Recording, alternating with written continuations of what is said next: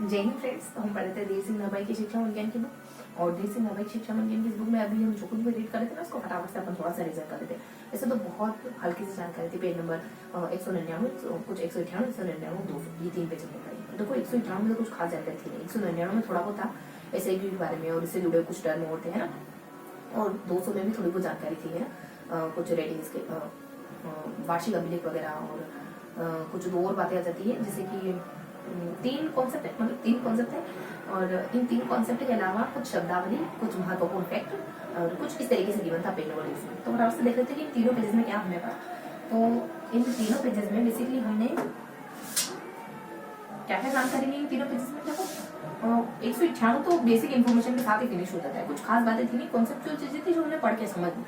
तो page number 199, page number 200 में, है ना। यहाँ थोड़ी सी इन्फॉर्मेटिव सूचना थी, यहाँ कुछ सामान्य सी जानकारियां थी, ठीक। और यहाँ कुछ यहाँ है ना बेसिकली पायलट प्रोजेक्ट के बारे में बताया गया था। जो सीसी लागू है ना उसके पायलट प्रोजेक्ट के बारे में बताया गया, वहाँ बताया गया था पायलट प्रोजेक्ट, ठीक है। और जो पेज नंबर लास्ट है पायलट प्रोजेक्ट, इसमें कुछ बेसिकली इसमें SIQ के बारे में, पायलट प्रोजेक्ट तो सामान्य जानकारी के साथ कवर हो रहा है, ठीक है।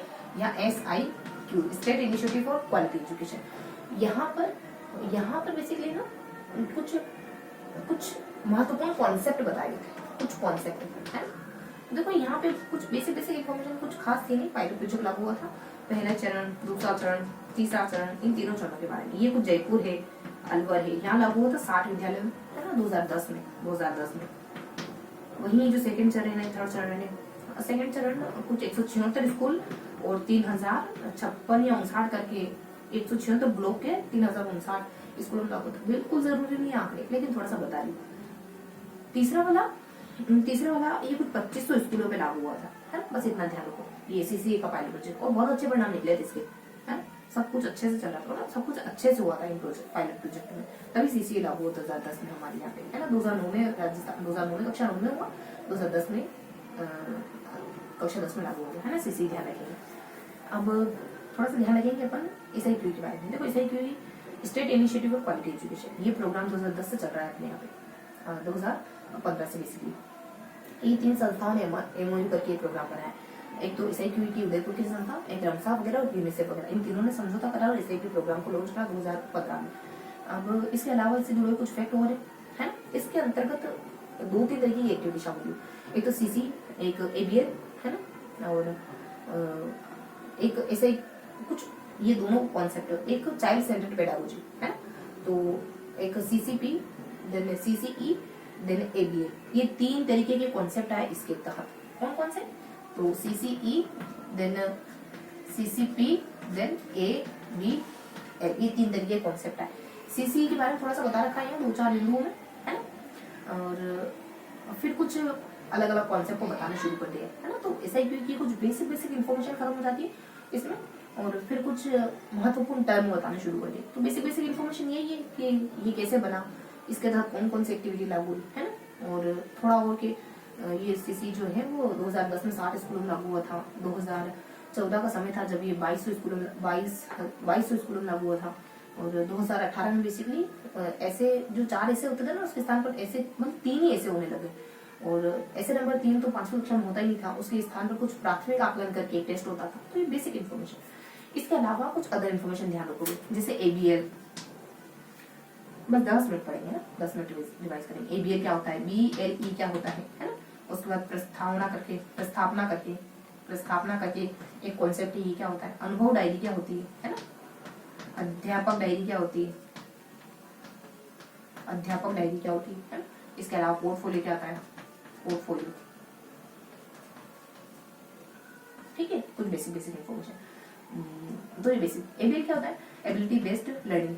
ये इसमें ना एक कक्ष बनाया जाता है जिसमें गतिविधियों के माध्यम से सिखाया जाता है। 2018 में ये कुछ 3 से 6,000 के आसपास इस कक्ष को बनाने के लिए कुछ बजट जारी हुआ था, ठीक है। उसके बाद BLE क्या होता है, base learning, base line examination.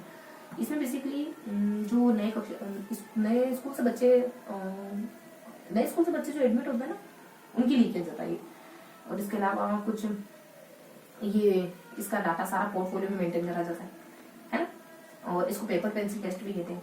प्रस्तावना गर्मी छुट्टी के बाद बच्चे आते हैं ना, उनके लेवल को मापने के लिए कराया जाता है और ये भी पोर्टफोलियो में मेंटेन होता है और इसका डाटा सब पोर्टफोलियो में रखा जाता है। अनुभव डायरी बेसिकली जो कक्षा में बच्चे को एक्टिविटी कराई जाती है टीचर के द्वारा, तो कौन से बच्चे ने कौन सी एक्टिविटी करी ये सारा कुछ इसमें रखा जाता है अनुभव डायरी में। बाकी अध्यापक डायरी में जानते हैं हर बेसिकली ये है ना हर 15 दिन में अनुभव डायरी में कुछ ना हर 15 दिन में इसमें कुछ टीचर इसको प्रिंसिपल को चेक कराना होता है ना। बाकी आप क्या पढ़ाने वाले हो और टीचिंग की क्या उद्देश्य है ये सब इसमें लिखना होता है अनुभव डायरी अध्यापक डायरी में है। अध्यापक और एसएमसी की बैठक होती है तो टीचर कुछ चलो एसएमसी का जिक्र नहीं इतना ही है बस कि टीचर प्रिंसिपल को चेक कराना होता है और क्या पढ़ाया है क्या उद्देश्य आज जो पढ़ा है उसके ये सब लिखना होता है। ठीक है।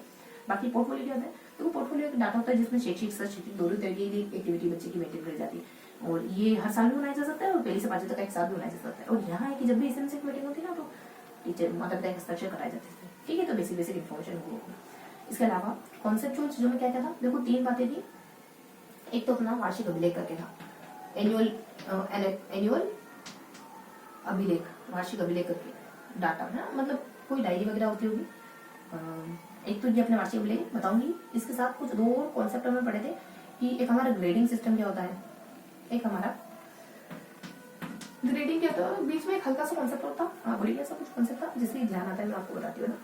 3 बातें थी इससे तो जिसमें से अपना ग्रेडिंग है वार्षिक। तो ग्रेडिंग क्या होता है एबीसीडी ए वाला बच्चा सारे काम खुद कर लेता है बी वाला साथ ही जरूरत सी वाला खुद कर नहीं पाता है। और वार्षिक अभिलेख क्या होता है बेसिकली ना इसमें कुछ इसमें ना वार्षिक अभिलेख मतलब साल भर के एंड में आपके बारे में बताना ये वार्षिक अभिलेख कहलाता है। और इसका डाटा है ना रचनात्मक आकलन के आधार पर प्रिपेयर करा जाता है। रचनात्मक आकलन जो पढ़ाई के दौरान होता है वो वाला आकलन। बाकी इसको इस पर माता पिता की सिग्नेचर वगैरह भी होते हैं मतलब SA1 और SA3 के बाद अभिभावकों के सामने रखा जाता है वार्षिक अभिलेख। एक तो बढ़िया सा कॉन्सेप्ट था बहुत अच्छा सा कॉन्सेप्ट था इनके बीच में छोटा सा है ना उसको देखो बढ़िया सा कोई यूनिक सा था वो बढ़िया सी इन्फॉर्मेशन थी जिसे ज्यादातर बताती हूँ। तो ये 3 कॉन्सेप्ट है। इसके अलावा कुछ बेसिक जैसे फुल फॉर्म है ना कुछ फुल फॉर्म है और कुछ अन्य महत्वपूर्ण बातें तो कुछ विशेष करके और कुछ अन्य इफेक्ट करते मतलब सारे अपन विशेष में शामिल कर लेते हैं। कुछ महत्वपूर्ण तथ्य और बच जाते हैं जैसे कि फुल फॉर्म बताओ तो अलग अलग फुल फॉर्म CCA क्या होता है CCA क्या होता है CCP क्या होता है लहर की फुल फॉर्म क्या होती है लहर SIQE की क्या होती है ना SIQE। एक और कोई बढ़िया सी फुल फॉर्म थी इजी गोइंग है और ध्यान होगी आपको सब ये कंफ्यूजन कॉम्प्रेशन इवोल्यूशन यहाँ पे असेसमेंट कह दो चाइल्ड सेंटर पेडागोजी कह दो। लहर में कुछ learning enhancement activity in Rajasthan ये रहा है ना ऐसे कि state initiative for quality education और एक और फुल फॉर्म थी इजी गोइंग सी थी। इसके अलावा एक और बिंदु था जो अपन विशेष में इंक्लूड कर देते हैं जिससे रचनात्मक आकलन जो कक्षा के दौरान होता है उसको रचनात्मक फॉर्मेटिव जैसे योगात्मक मूल्यांकन जो पूरे साल के अंत में होता है उसको योगात्मक या संकल्पनात्मक या फिर इंग्लिश में कहेंगे उसको सबमेटिव असेसमेंट ऐसा करके है ना। और एक और होता है अपना मूल्यांकन एक और होता है जो एक तो रचनात्मक योगात्मक एक CCE खुद ही है ना। तो CCE के बारे में बताएं तो ये सतत रचनात्मक मूल्यांकन इसमें रचनात्मक और योगात्मक दोनों शामिल होते हैं। CCE में बताते हैं कि शुरुआती 5 महीने में कौन से इसमें मतलब टेस्ट वगैरह परीक्षा वगैरह हो जाती है और बाद के 5 महीने में कौन से टेस्ट परीक्षा हो जाती है। शुरुआती 5 महीने में जो SA1 कुछ FA1 FA2 और SA1 ये तीनों कम्प्लीट हो जाते हैं। बाद के 5 महीने में FA3 FA4 और SA2 है मतलब शुरुआत के 2 FA इधर हो जाते हैं और बाद के 2 FA लास्ट में हो जाते हैं और शुरुआत का ऐसे इधर हो जाता है और बाद का ऐसे लास्ट वाले 5 में हो जाता है। तो ये कुछ बेसिक बात है मतलब 50% सिलेबस दोनों में आ जाता है। तो ये अपने CCE के बारे में कॉन्सेप्ट था। यहाँ पे हमने कृष्णात्मक के बारे में पढ़ा योगात्मक के बारे में पढ़ा और CCE के बारे में पढ़ा है CCE। और इसके अलावा ये 3 कॉन्सेप्ट है। इसके अलावा एक और ग्रेडिंग है ना वही ABCD तो A B B C C D D ऐसे ध्यान रखो। तो AM क्या आता है 91 से लगाकर 100 तक। फिर A मतलब सेकंड वाले AM क्या आता है 80 से लगा करके जो कुछ अपने 90 तक ध्यान रखोगे। ठीक है। फिर B में चले जाओगे तो 70 से 81 तक ध्यान रखोगे ऐसा पीछे जाते जाना। फिर 60 से 71 तक ध्यान रखोगे है ना B सेकंड में। फिर C में ध्यान रखोगे तो कुछ 60 से 71 तक ध्यान रखोगे। फिर C में ध्यान रखोगे तो 50 से कुछ 61 तक ध्यान रखोगे ऐसा करना है ना।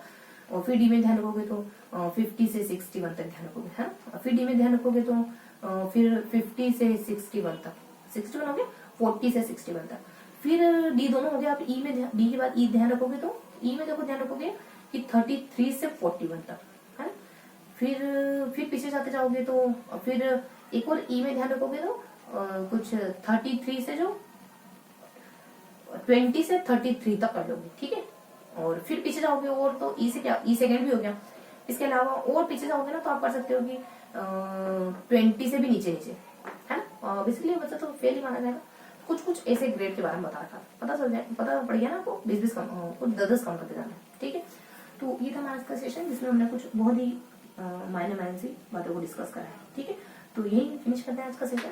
अब मैं आपको डिस्क्रिप्शन बॉक्स में आपको लिंक प्रोवाइड करवा दूंगी बुक का, एक बार बुक पढ़ लेना, चीजें अच्छे से याद हो जाएगी, ठीक है। तो ये था हमारा सेशन। बस एंड करते हैं आज के सेशन को।